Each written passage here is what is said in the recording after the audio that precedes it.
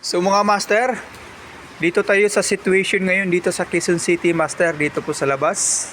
Nagbibideo po ako, master, dito sa labas sa may balcony po dito sa unit.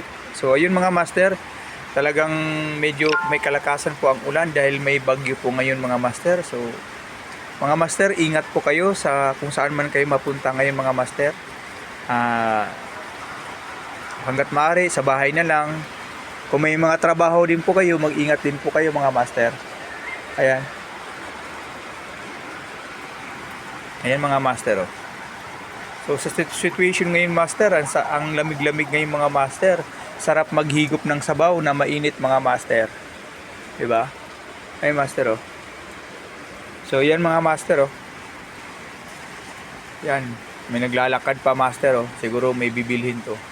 So ayun mga master, dito, huwag nyo kalimutan i-follow yung channel natin, oh. So ibig sabihin